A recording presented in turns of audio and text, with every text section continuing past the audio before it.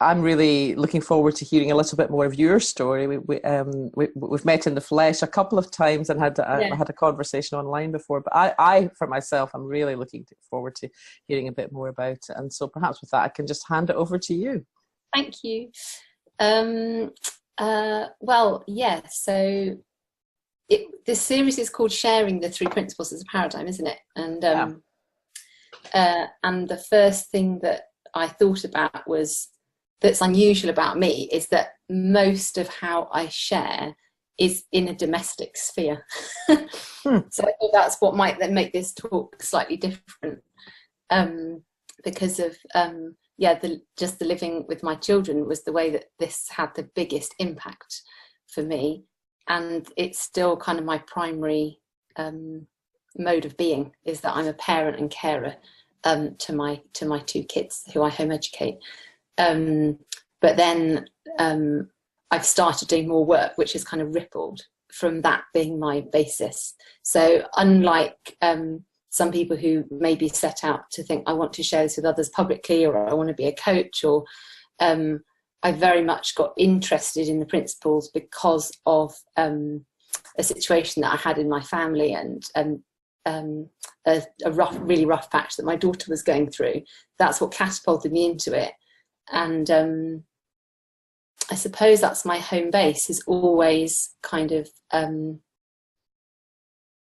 yeah, just thinking and reflecting on how this shows up for us in our everyday relationships, and how we can begin to have a language to talk about the principles with children, and how that shows up in those ways for us. Shall I say a little bit more about how this all started for me, how my journey started? I think it'd be lovely. But anything that you want to say is absolutely fine. Well, I mean, I find it really hard to plan these kinds of things. Like, I am a bit of a butterfly brain, so if anyone wants to ask me questions, that's really helpful. But we can go anywhere. Like, my passions are particularly as well neurodiversity, home education, autism, and parents and carers. But I'll tell you a little bit about how I first got impacted. So both my kids are on the autistic spectrum, both really different. They're 7 and 9 now. And about 3 years ago, my daughter, who's my youngest, went through a really, really challenging stage in her life, where she suffered from really crippling anxiety. That was really it really became quite life limiting. So she wouldn't, there were lots of places that were previously familiar to her that she would go, which she was scared to go to. And she started to become afraid of lots of things, like she couldn't be on her own in the room in the house. She'd find that really scary. Even answering questions became like a really demanding and overwhelming thing for her to cope with. And I had always kind of prided myself on my ability to be really responsive and be a really good listener and be really kind of in tune and respectful. But as her anxiety increased, I just kind of fell back on the skills that I'd always had, which was kind of listen, adapt, be creative in the moment. And I was just doing more and more of that, kind of adjusting things around her to try and make the environment easier for her in a way. But what I didn't realize I was doing was that I was really actually deep down frightened of her strong emotions and her anxiety. And so I was really taking responsibility for how she was feeling, taking responsibility for all of her kind of anxious meltdowns, and I really made it my job to make life gentler for her and make life easier for her. And I think we all have things in our life that can that we can really take in our stride, which other people find challenging. But then we all have things where we kind of get really insecure, we find these things more difficult. And so there'd be many things where my kids would struggle and I would be completely okay with it, and I was there to support them. But when my daughter was anxious or frightened or panicked, it was just such an excruciating thing for her that it just set me off. Like, I just felt her distress so deeply. You know, I had that real deep empathy for her, and I would have done anything to stop her pain. And I could see that it was a different degree of distress, you know, than you would say it was in the average range of distress. So I just set about trying to make life as calm as possible, you know, and as easy as possible. And in doing so, our world kind of got smaller and smaller and smaller. And then what happened was I reached a stage where I started having kind of intrusive thoughts. I was so focused on her and so focused on supporting her and reassuring her, and sort of, you know, speaking in the right way to her. There were words that we thought would trigger her, and so we were constantly trying to be really careful in our language and communication. And it's challenging because she was only 4 at the time, and so because she's autistic, her, you know, ability to, she can't comprehend, at that stage she found it hard to comprehend sentences with lots of abstract language in it, and too much talking would distress her. So we were thinking really carefully about the words, the way we spoke to her, all this kind of thing. So there was a lot of thinking going on, you know, about how we should interact with her. And I basically started having intrusive thoughts, which I'd never experienced before, which I would describe as like out of nowhere, out of the blue, just having these really, really distressing, uncomfortable feelings associated with certain images that I had phobias about, that I thought were really unsettling and frightening. And I would just find myself imagining things, and it would just make me want to cry. It was really scary that I realised I wasn't in control of what I was thinking. These thoughts seemed to come unbidden out of nowhere and just really rocked me. And it's interesting now looking back that I had put myself in a position where I was so much trying to control this environment for my daughter and control her experience of life so that she wasn't scared and frightened, because I could just see how terrified she was, and how anxious and distressed she could get, that I was just trying to control everything to help her be okay. And it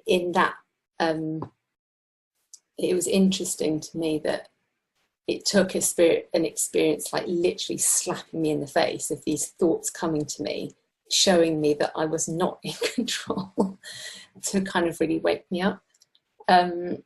So I knew that we needed some sort of help or assistance, but I'd always resisted any of the kind of conventional approaches to supporting kids on the autistic spectrum, because a lot of it, for one thing, my daughter's very, very demand avoidant. So anything where the spotlight is on her, or demands or expectations are put on her, or, you know, talking to unusual people in a different environment, it would just be really, you know, distressing and for her. So I didn't want anything that would put more of the spotlight on her. And I could see that in so many ways we were doing so well, but me and my husband just needed some more support in terms of how could we continue to support her to thrive. And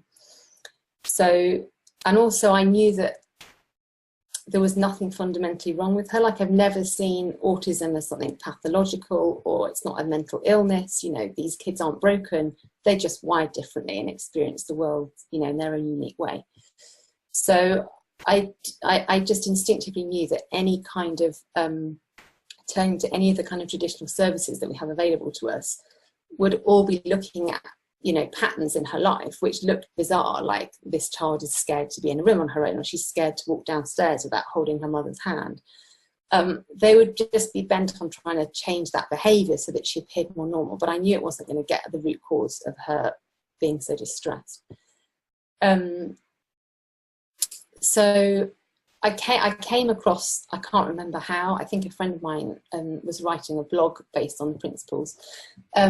And so it was kind of in my awareness in the back of my mind. And just one night online, I was reading her blog, and it led me to read Rudy and Jenny's website, Innate Wellbeing, and I read about a retreat that was coming up, and I just knew that's what I want to do.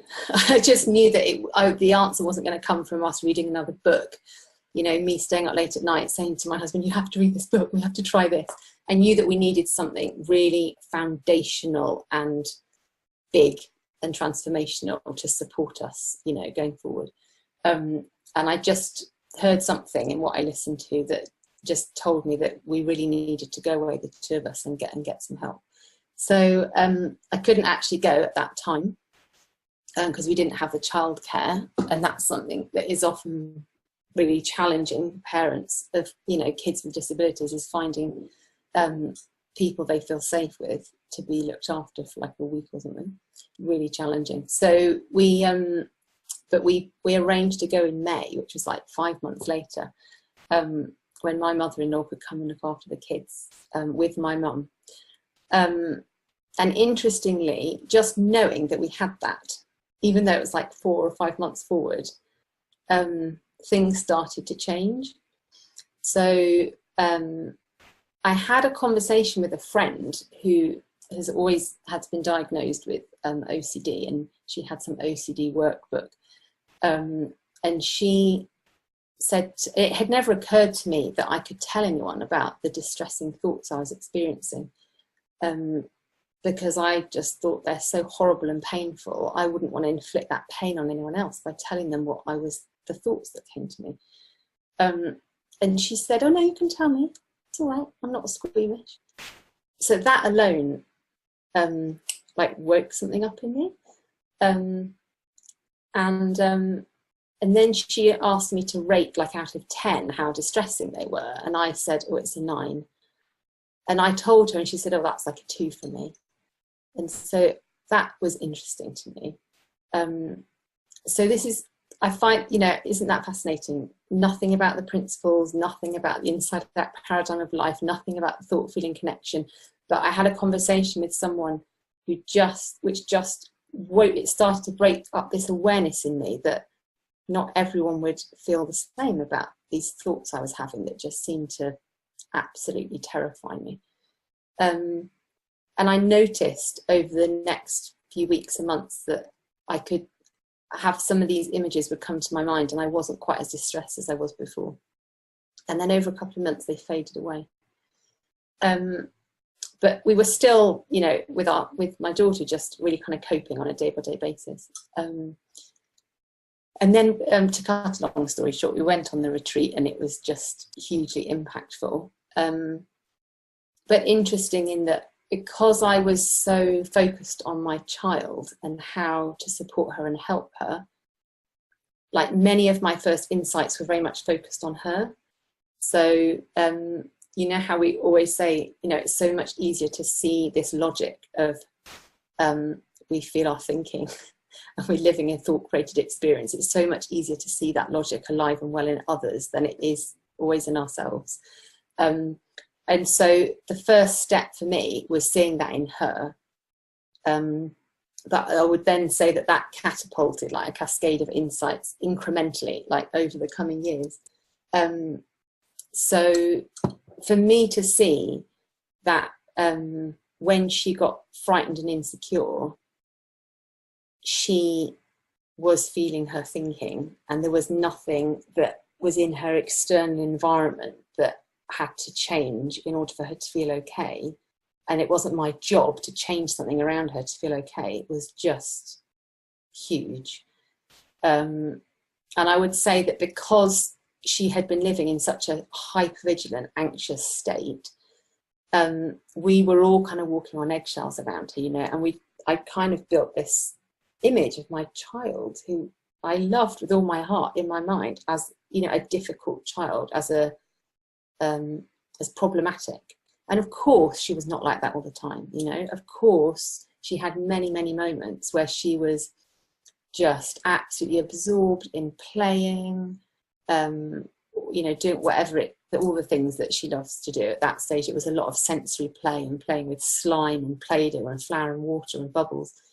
And she would just get absorbed in this kind of thing, you know, and just go into a place where she was just inspired and at peace, you know, and in the moment and in flow. But the way that I'd sort of framed her was like a difficult child who achieved these flashes of being okay, or achieving like a moment of well-being and kind of peace. And I was, of course, forever trying to create scenarios where this could happen. And then as I began to see how her experience was actually being created moment to moment, that completely flipped. And I just saw that she was just like everyone else, living this thought created experience, completely well and healthy, with subject to the same operating system as everyone else, who had a capacity to get incredibly frightened in any given moment. So then she, you know, my kind of view of her was then one of health, but seeing that she had, you know, and then I had such compassion that she just had this really extreme way of, you know, being terrified that something was making her feel something that, you know, she didn't want to feel. Yeah, that was huge. But interestingly, my first, you know, I then innocently made that into an application, because I had been so focused on how can I help her, how can I support her, that I instantly started seeing, well, wow, this is amazing. Like old ideas I had, like, you know, you must, you know, really respect a child when they're upset and take their feelings seriously. I suddenly thought, well, maybe that idea isn't so sacred. Like, I can just distract her or make her laugh. Like before, those things seemed really crude and insincere. And I suddenly realized she just needs to change her thinking and then she'll feel differently. So I kind of had this slightly almost crass, looking back on it, or crude or way of, it was great because in the way it kind of exploded these ideas I had, but I was deep down still trying to manipulate her experience. And so even though things started to change because I was way more settled down when she started getting upset, I then realized in the coming months, oh my gosh, I'm still trying to change your experience so that you feel better. And I'm still trying to change your experience so that I feel better. And so when I started, and this also coincided with learning about the 3 principles as a paradigm and seeing that absolute fundamental logic, which seemed to, for me, it does such a good job of pointing the needle back towards me, pointing it back in that direction. It forced me to take a look at where did I think my feelings were coming from in the moment. And so that was just enormous for me, that I saw that all this time that I'd been trying to support her, trying to help her, trying to do my best, I had completely innocently been under the illusion that my feelings were coming from her, and that I was innocently trying to help her be calm so that I could be calm. And it was like my well-being was kind of tied to her. And when I saw that, I could see it rippling out through all these different experiences we'd had, you know, like, I saw how I tried to sometimes avoid her when she was upset. And that I kind of, I sought out my other child who seemed more simple and straightforward and sort of basked in the relief of that simple relationship, because it just felt so, like we were so close, me and my daughter. And I had just a ton of thinking and judgment around her that I wanted to escape. And I just saw this like kind of calcified thought that I'd been projecting onto her and thinking that she was creating these feelings in me, and just realized how that was just not the case. And interestingly and really, really powerfully, I think right from the get-go, because my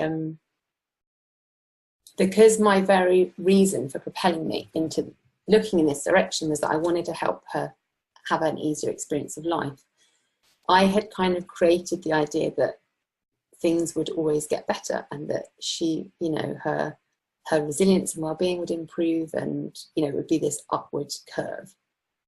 And seeing the logic really, really forced me to take a much more objective look at that, and to see that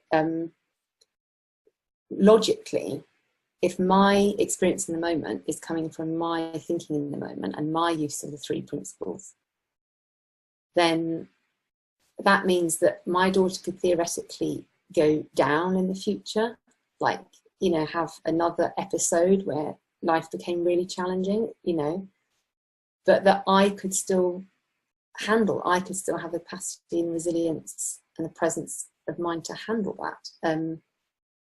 I didn't need to be living in a world where she was going to get better and I was going to help her get better.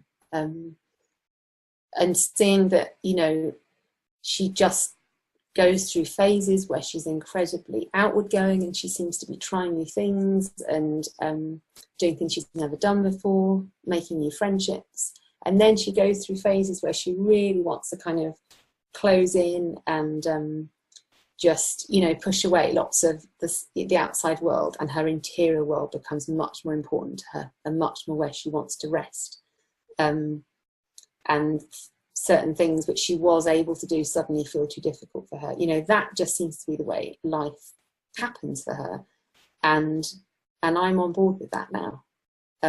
Whereas before it was very much like I was trying to help her to have a better experience, be in a better place. So that's a little bit about how I got impacted and how my journey began. Thank you. I found it really touching and really moving. And I had I so identified just before I came onto the call. I had the radio playing in the background. There was a comedy program on earlier, and I also have 2 children, although mine are a bit older. They've just left university, and my son's moved to London for his first job, and he had a situation recently where he was kind of slightly manipulated into something, and he's a kind of unique boy, a unique young man himself, and on this radio program they were talking. I think it was a comedy show made by people who'd been in care, and they and somebody came out with a line that lots of children who've been in care identify with superheroes. And my son is somebody who, as a child, as a wee boy, identified with superheroes, and still very, and that's one of his interests, you know, superhero films and so on. And he'd often say to me, "Mom, if you could have one power, what would it be?" Anyway, and then listening to that thing, I just had a moment of going completely outside in.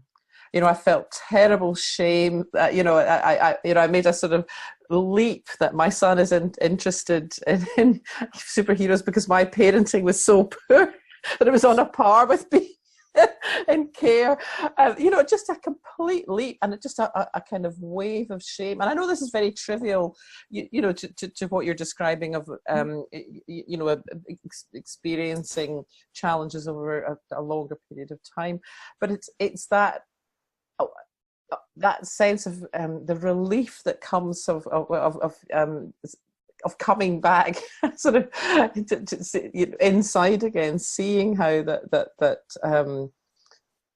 both of us are whole and complete, and that you know, his well-being to me and the thing that happened has nothing to do with that, and that my well-being, just as you were describing in your situation, are coming from within, and that thought and feeling is just moving along, ebbing and flowing, and it was just lovely. I felt very, very touched when you were speaking, Tess.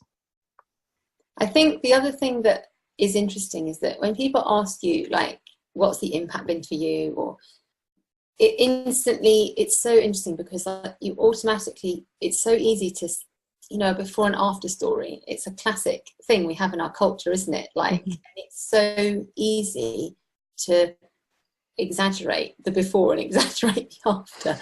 And I find it really challenging almost to talk about, because I know that insight was always there at work. But I put it down to some personal accomplishment of mine, you know. So even, I mean, when I just told you my story now, I think I spoke more about the struggles that my daughter was in, and then how hard I started to find it as it, you know, kind of got more and more intense. But there was a long period where I was really managing it, and I took a lot of pride from it. And people were constantly complimenting me. How do you do it? Oh my God, you're so amazing. You know, we'd have a hard day, and then I just wake up the next day, and I would just be like in a new place, and I would just, you know, have inspiration for, like, you know, and be creative. And I mean, I was a primary school teacher, and I was trained. I always think this, because I had looked after, you know, 30 kids for 8 years every day. I had just this implicit bottom red line of, I don't shout at children, because I can't. I'm professional, like. So that was planted in me from before I even became a parent. So I was never very reactionary, you know. I was always pretty patient, because I'd kind of just instilled this habit that you don't shout at children. But anything that I did, I kind of chalked up as like my clever idea, or I'm inspired. You know, I kind of, life was on this continuum of like better days and worse days, or, you know, feeling inspired and creative and feeling stuck. And I put that all down to me. And it was just, you know, and equally, like, looking at kids on the spectrum, like, I only had that lens to look at them through, like, you know, what makes her different? How is she different from other children? How are other people perceiving her? Like, she's the child, she's the one struggling, I'm the parent, it's my job to help her. I had all these kinds of dividing lines around everything. And then, like, discovering that there was this deeper basis through which made sense of everything was just such a gift. And it just collapsed so many kinds of ideas and things that looked important, say, like, you know, helping her make friends, or helping my son to be able to do things independently, like thinking that there was something wrong with how they were now in this moment, and it was my job to get them somewhere else, because they weren't developing the way a typically developing child would develop. All of that stuff just kind of, all those ideas just got completely suspended, and I was just really able to look at my child in the here and now and just see that what you're doing right now is meaningful to you, and this is where you are, and just see them like whole and complete in that moment, and just meet them there. And then we're just in what next, you know. And it's been so interesting to see how like things that have happened for them that would look like huge leaps in development,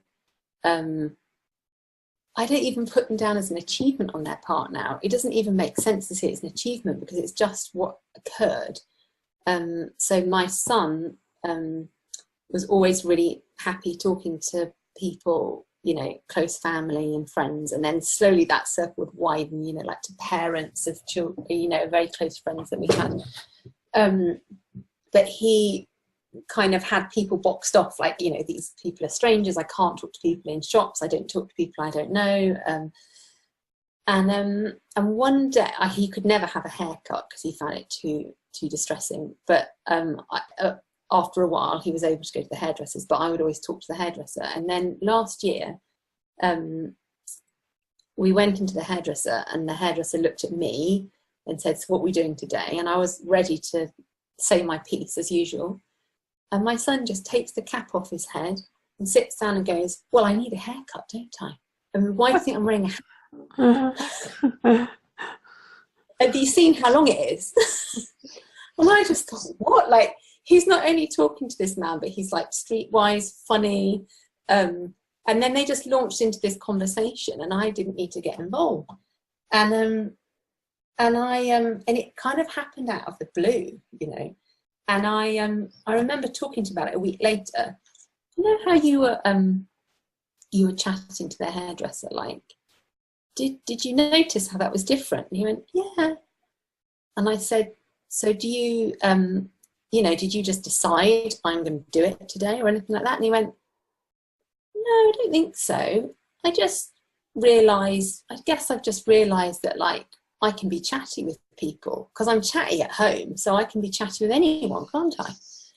And it was so interesting to me that, like, now I see it, that, like, it's not that he was shy and boxed in and it took him effort to speak or be confident, you know.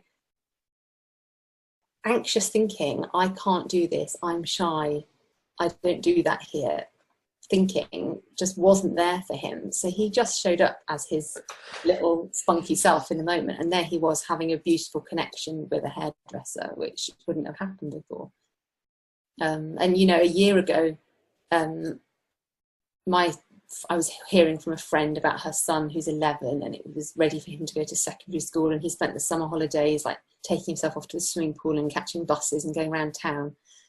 And I found myself thinking, oh, my kids will never be able to do that. My son will never do that. I can't imagine him going places on his own. When's it going to happen? How's it going to happen? And it just happened like one day last year when he was 9, well before I'd have thought it. He said, I want to go to the park on my own. I think I can do it. And it just happened, you know, reading and, you know, their education seems to happen the same way.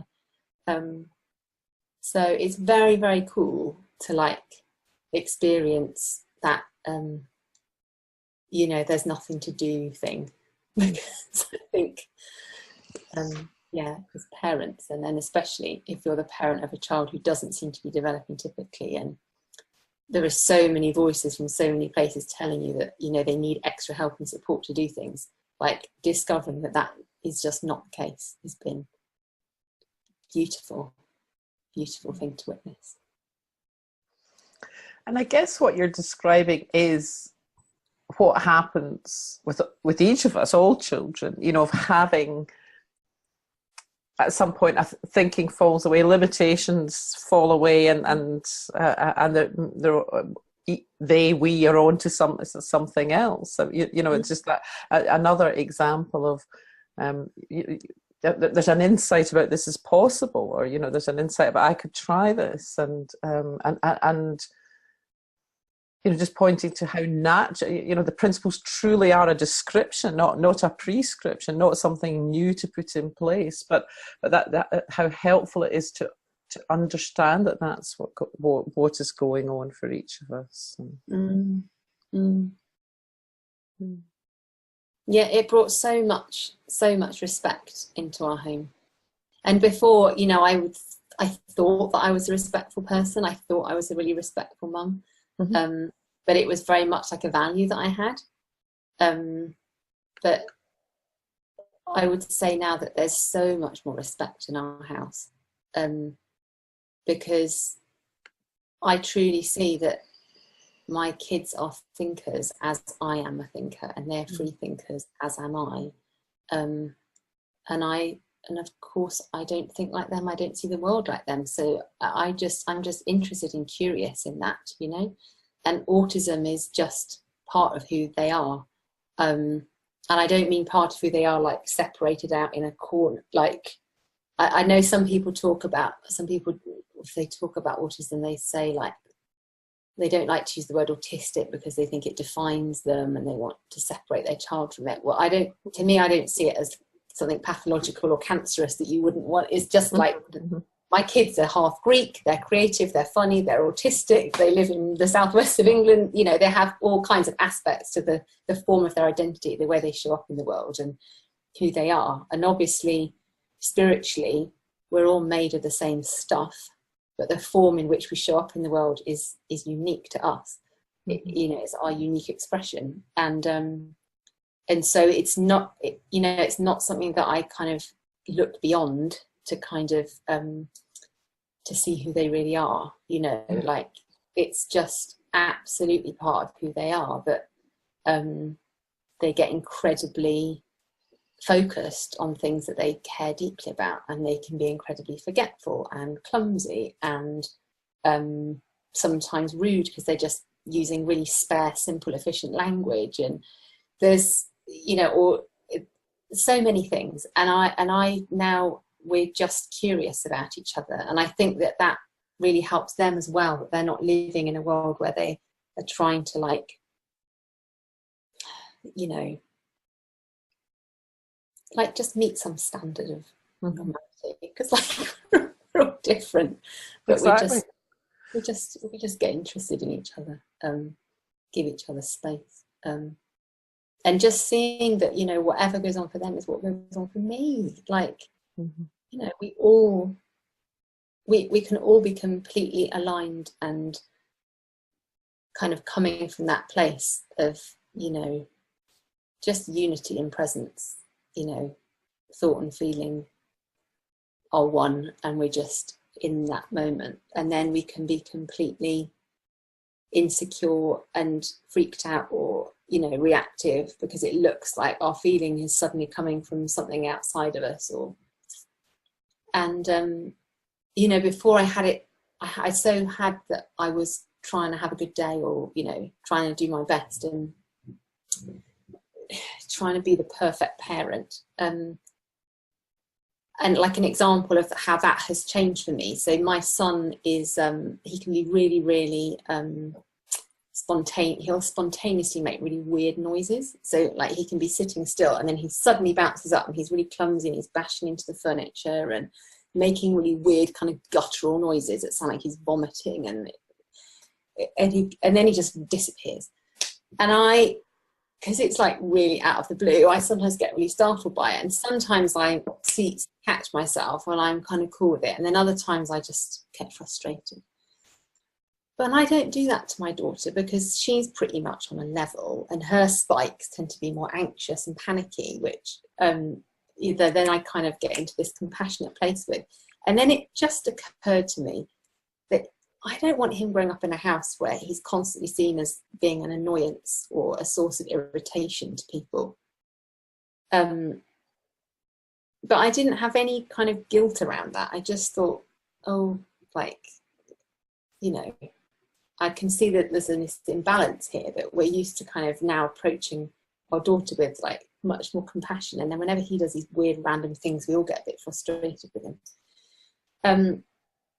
But I know that I can't hold myself to some gold standard where every time he does these things, I'll just like be really cool with it. So it just made sense to me to have a conversation with him where I said, you know, when you do that stuff, and like sometimes I'm cool with it, and other times I get really like startled and I shout at you. You do know that that's just me, don't you? And it's nothing to do with you. And he goes, yeah. And I said, and sometimes I'll be okay with it, and sometimes I might get annoyed. And he goes, yeah, it's fine. So I just thought, well, that made sense in the moment to say that, you know. And I suppose that's what I'm seeing now, that is just so beautiful, that I know that I can just be guided by these little insights that make sense in every moment. And I'm not trying to make our life or their behaviour look a certain way, or, you know, at any one time. But there's just all this depth of learning and connecting and insight to be had that can help us out day by day.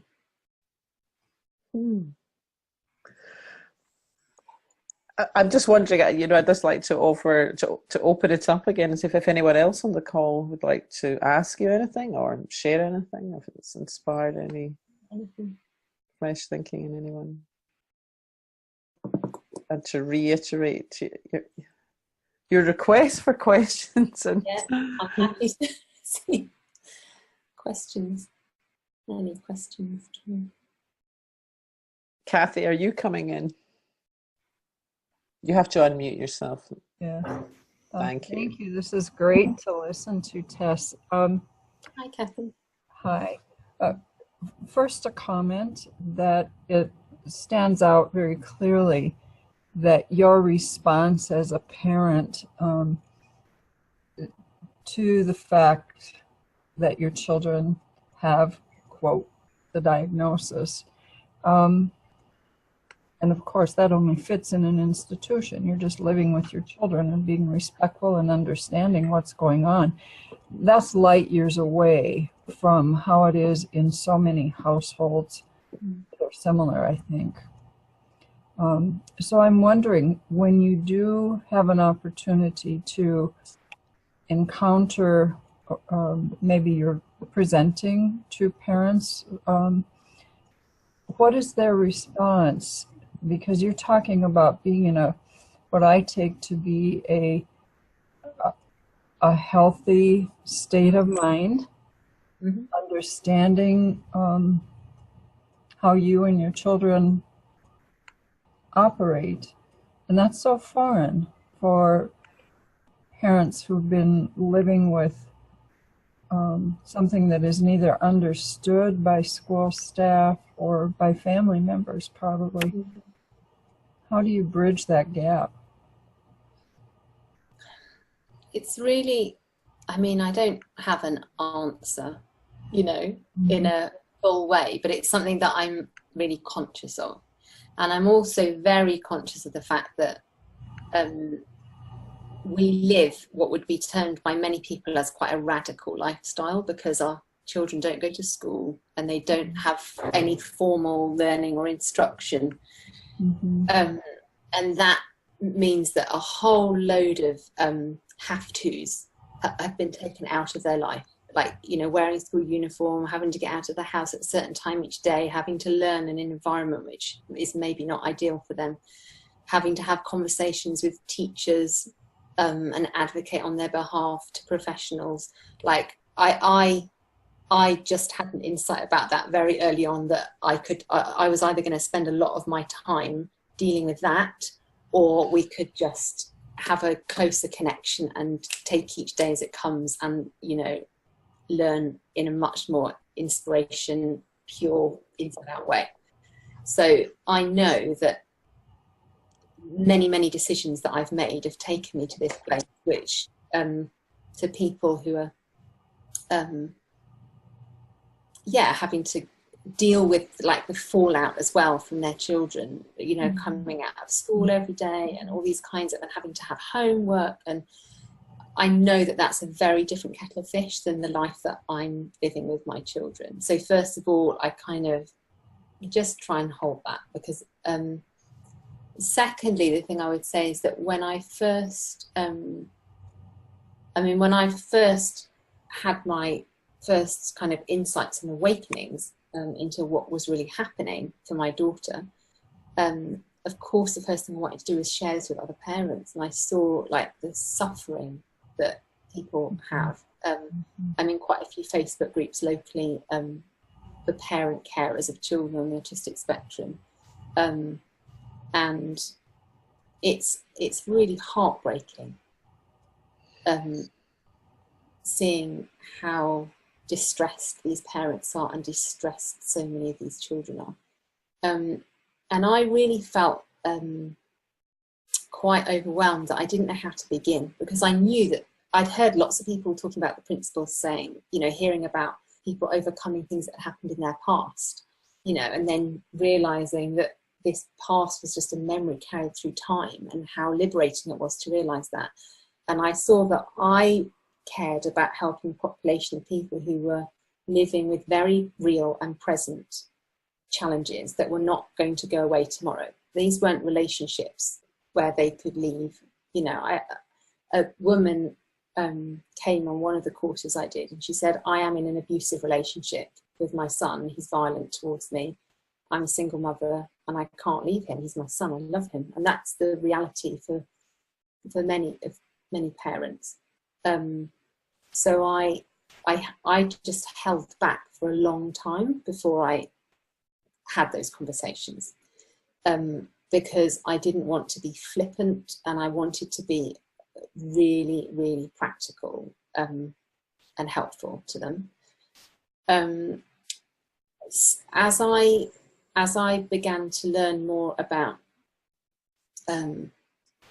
seeing the principles paradigmatically with that single logic, that there's only one way that my experience can be created, and that we're not saying that the circumstance is not happening, but we are saying that the circumstance doesn't have the power to create your feeling in the moment. I suddenly felt like I had some kind of solid ground or leverage with which to start a conversation, where I wasn't necessarily trying to give people false hope or paint some fantasy picture about how their life could just change and become more wonderful because it's all thought. I tell parents that I can share with them a logic which makes sense, which will help them to make sense of their experience and make sense of their child's experience on an ongoing basis. And so I start from there. And I've noticed that, the most I've ever had in a group is 10. But the first week, it's really important that people just say why they're there and what they have on their mind. And that just needs to come out. And then I just start very, very slowly by telling people about just what I began to see in my children, that just being able to see this logic at work in their experience and in mine, which just gives a deeper explanation, which is there to help us in any moment, which is there to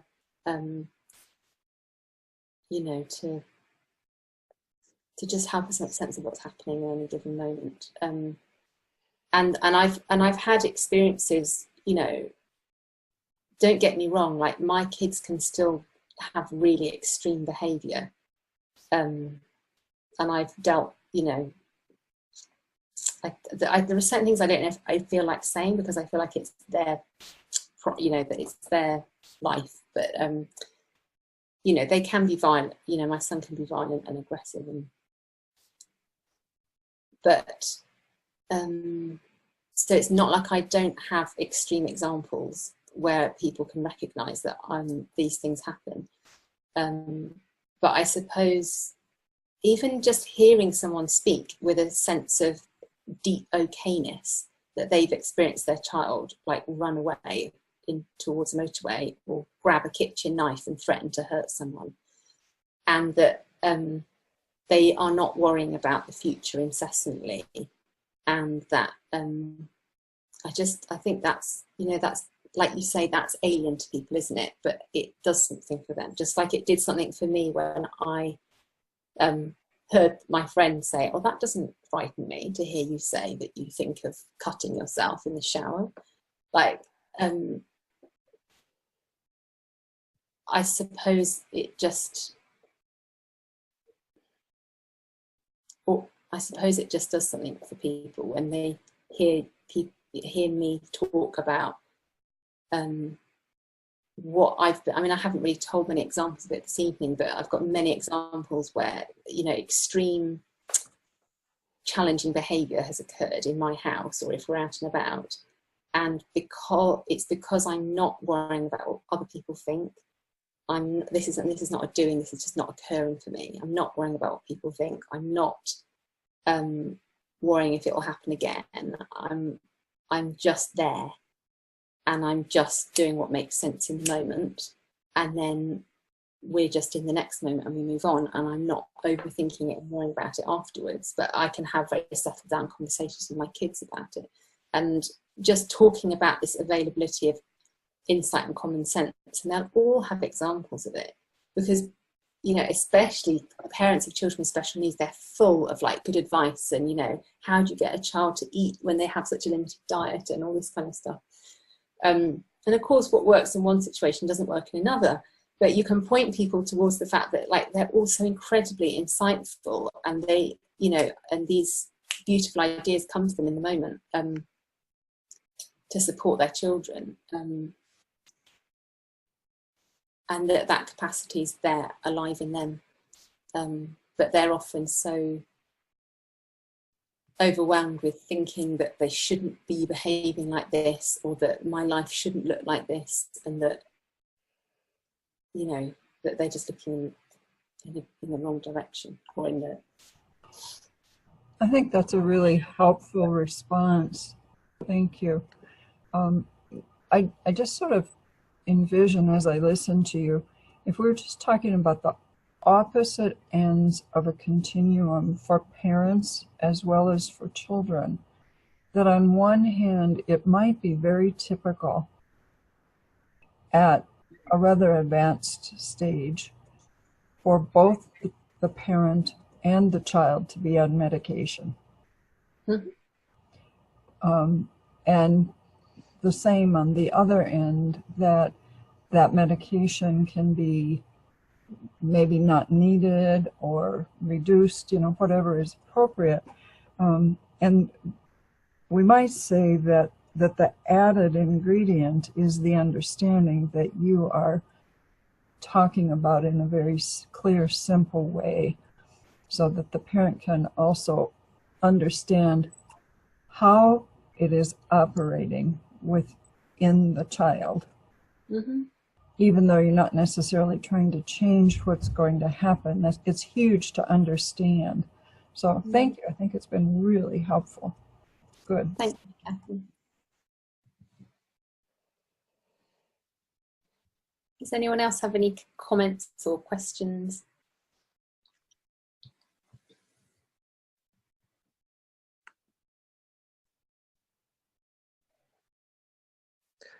While we're waiting for them to come in, I have another question, Tess. And as you know, I got a diagnosis of ADHD kind of round about the same time as I came across the principles, you know, as I well into adulthood. And I mean, I don't really make much of it. It's just, but nor is it something that I'm hiding or ashamed of. But I think understanding the principles is really how I see that today, and I understand that it's a different condition, if you like, if it is a condition. It's a different. Yeah, but it's very much related to autism, isn't it? I don't know. There are many people with autism who also would have ADHD. I certainly recognise some of the things that you described, the ability to become really hyper focused on other things. You know, sometimes I think it should be called over it's not attention deficit, but it's so the attention moves from one thing to the other, and the last thing is completely forgotten. But what I was going to say is, for me, what I've seen, I tend to think of that as that's a description of what happens to me when my mind is very busy, you know, when I'm very caught up, and certainly when I'm not conscious of the source of my experience. And it's none of the symptoms of or characteristics or whatever of ADHD are really present when I'm when I'm more inside out, if you like. But I wonder how, what this understanding and how that's impacted. I mean, you've spoken a very personal and touching way of your relationship with your children. But has it changed how you see the autism itself, or is that even a relevant question to you? It's really interesting, because when those are my two big interests, like the principles and autism. And when I first came to the principles, I was just really thinking hard, how do I fit these two together? How do I fit these two together? How do I make sense of it? How do I talk about it? As if like there was an answer out there and I had to find it, and I couldn't speak about it till I found the answer.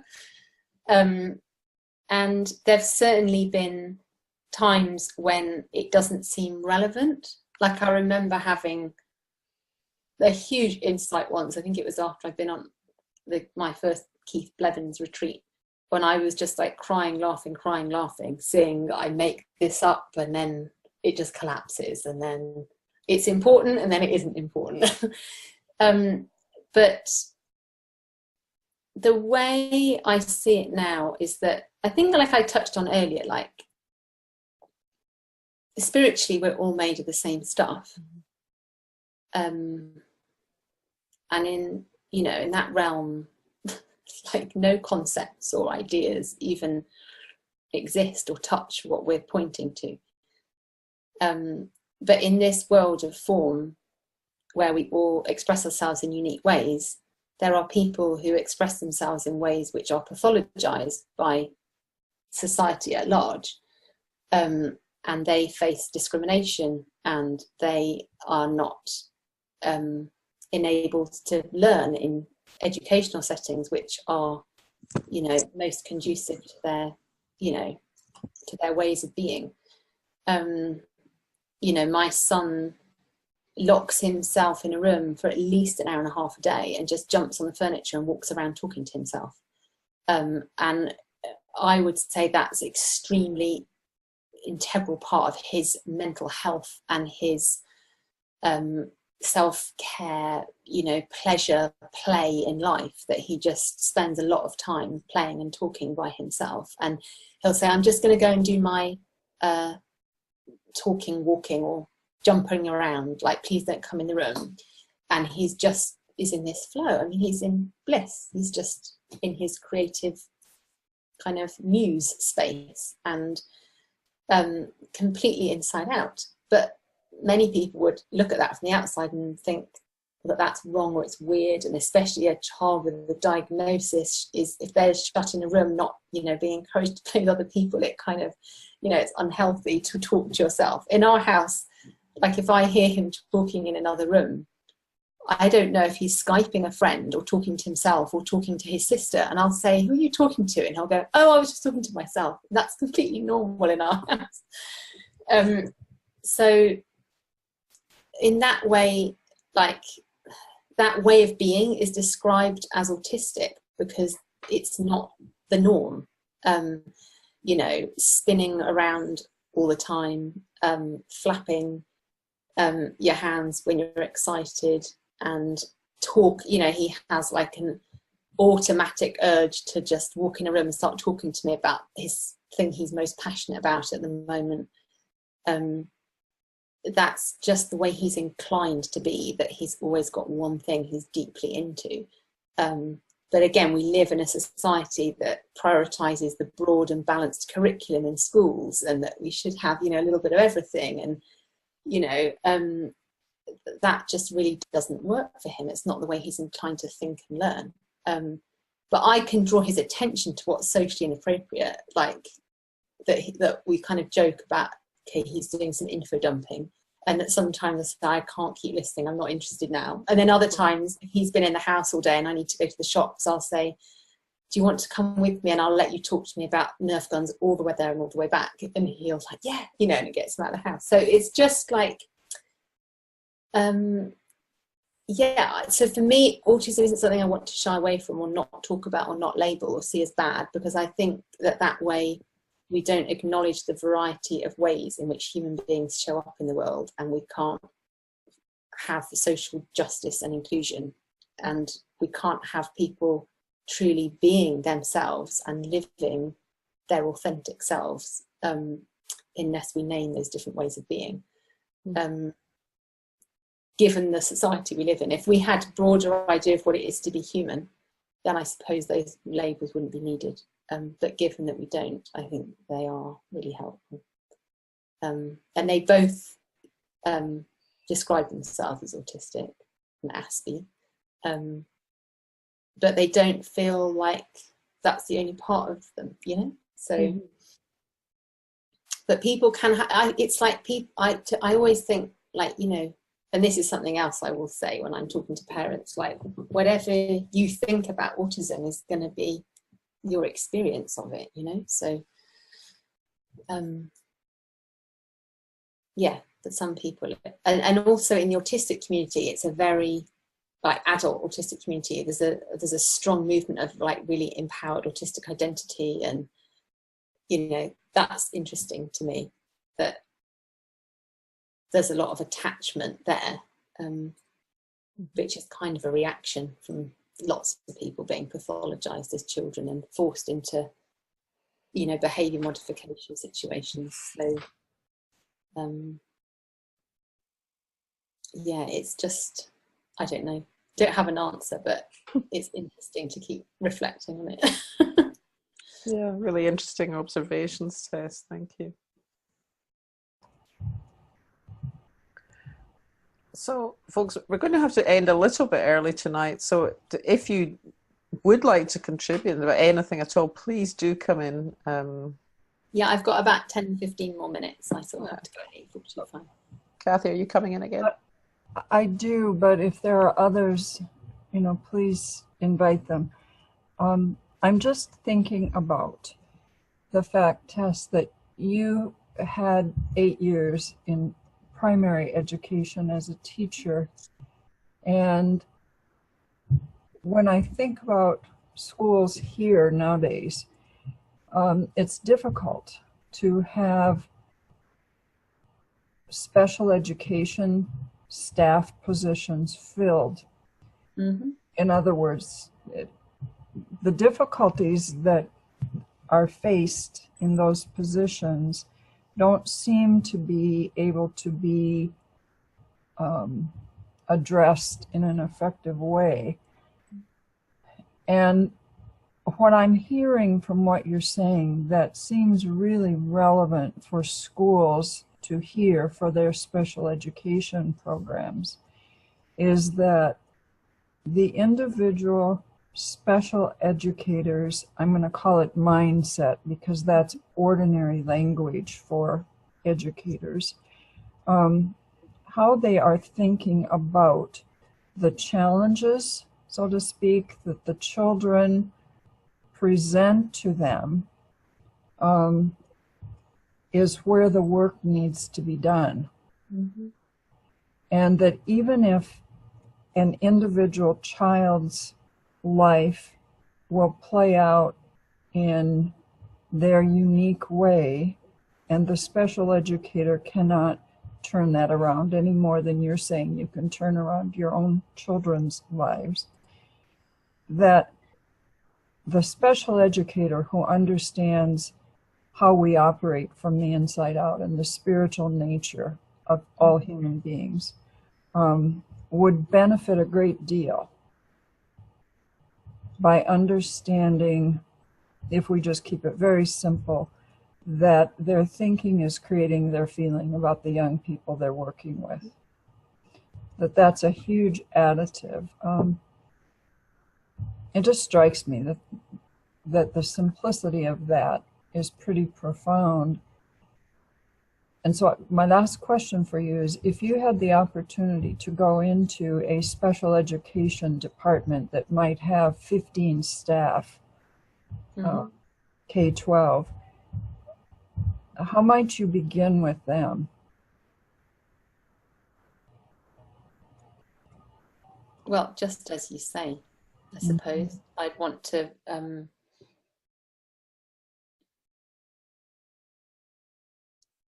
just draw their attention to the fact that I would take for granted that they would be very focused on looking at those children and their deficits and what they'd be trying to do to, you know, to improve them or to meet certain targets, and that those children will have multiple strengths, and that's what their starting place is, you know, should be, because it's just the most obvious thing for anybody, but especially if you have a child with a very kind of